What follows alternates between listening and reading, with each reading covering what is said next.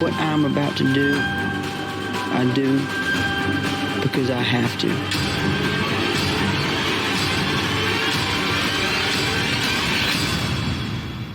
Not because I want to.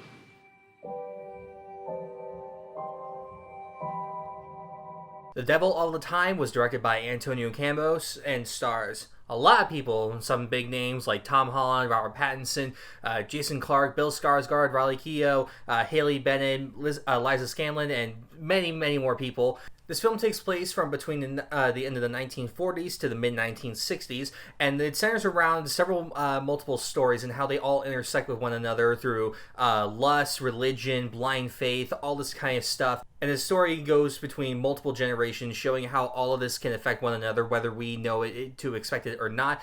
And this was really good. I dug it. I really dug it. The first thing that I was really fearful about with this movie was all the characters and the multiple stories, because there's several movies that, like, have big casts, like, with multiple stories, and they try to, like, put them all together in some kind of way, or you get some, like, big action blockbuster like Independence Day with, like, 50 main characters, but it never works out, that kind of stuff. So because the past, like, has never been too great for it, I was really worried about it with this film.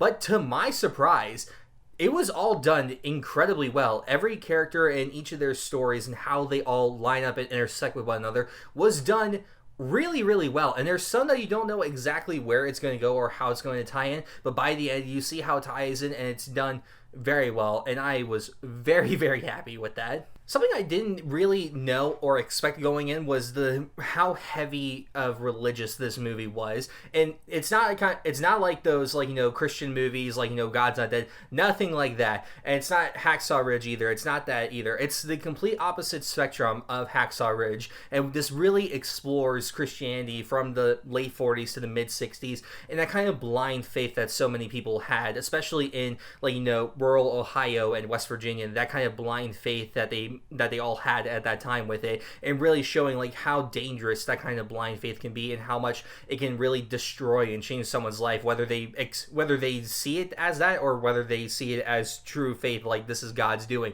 It was incredibly fascinating to see. There are several different characters and stories, and, like, how it examines religion and how it not only develops their psyche but what they do as a person was incredibly fascinating to see. I found every character very interesting, and I wish that I could see more of them. And honestly, I really want to go back and rewatch this because I found it to be very good and very fascinating.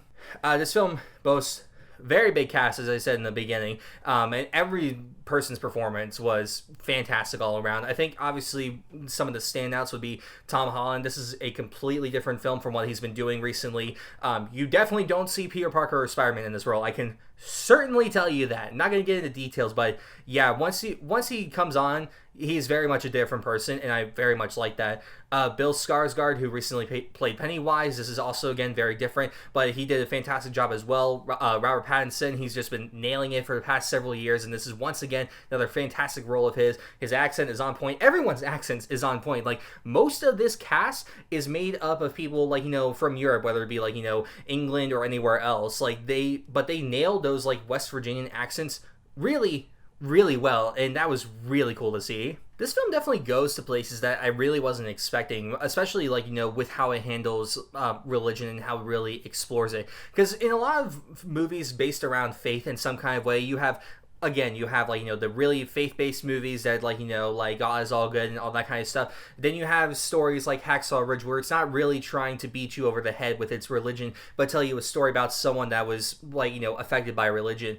But it was really fascinating for this film to explore the opposite spectrum of that, because you really don't get that. And even when you do get that, by the end, like, their faith is either restored or they change as a person.